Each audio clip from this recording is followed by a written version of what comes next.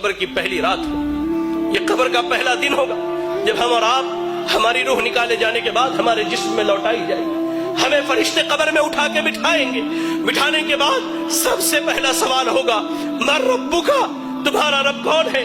دنیا میں غیروں کو داتا مانا، دنیا میں غیروں کو غریب نواز مانا، دنیا میں غیروں کو مشکل کشا مانا، یا علی مشکل کشا کے نعرے لگائے، یا غوث اعظم دستگیر کے نعرے لگائے۔ اللہ اکبر!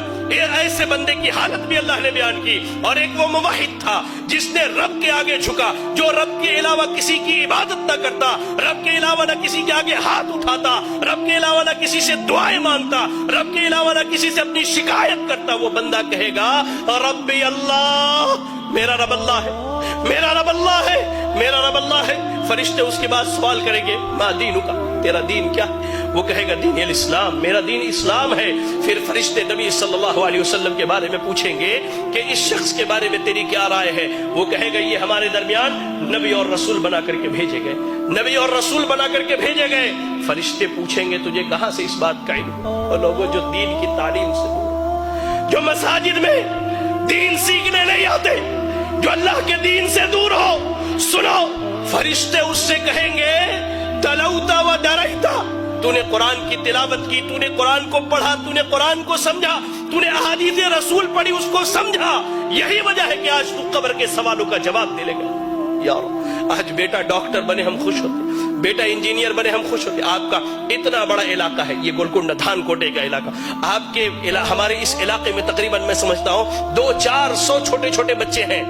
کتنے ہیں جن کے بچے آج مدرسوں میں تعلیم حاصل کرتے ہیں؟ کتنے ہیں جن کے بچے آج دین سیکھتے ہیں؟ کبھی غور کہیں گے فرشتے تو نے دین سیکھا، دین سمجھا، تو نے قبر کے سوالوں کا جواب دیا۔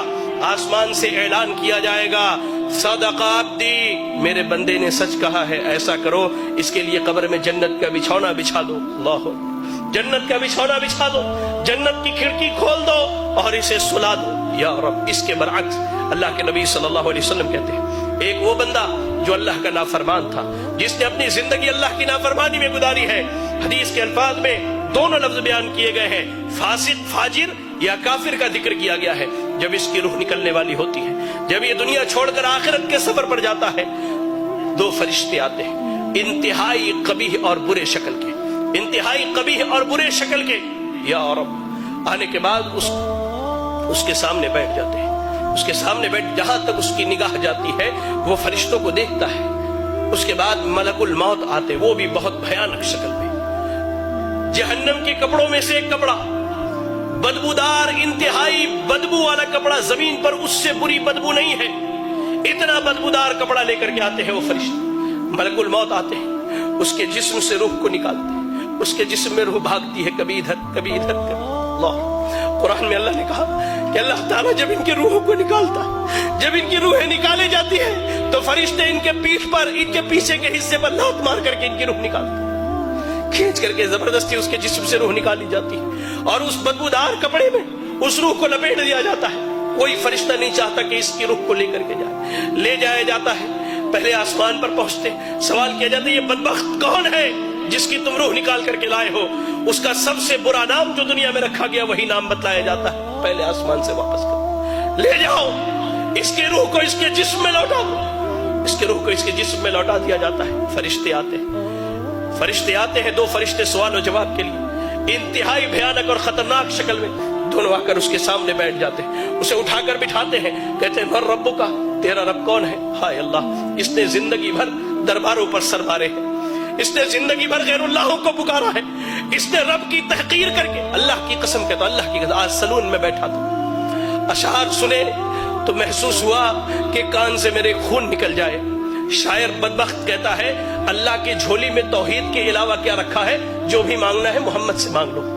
انا للہ و انا الیہ راجعون۔ زندگی بھر اس نے غیروں کے در پر سر مارے، رب کے علاوہ غیروں کو پکارا، حاجت روا، مشکل کشا، سب غیروں کو سمجھا۔ یہ کہتا ہاں لا ادری، مجھے نہیں معلوم میرا رب کون ہے، مجھے اس کا علم ہے ہی نہیں، میں کیا بتلاؤں میرا رب کون ہے۔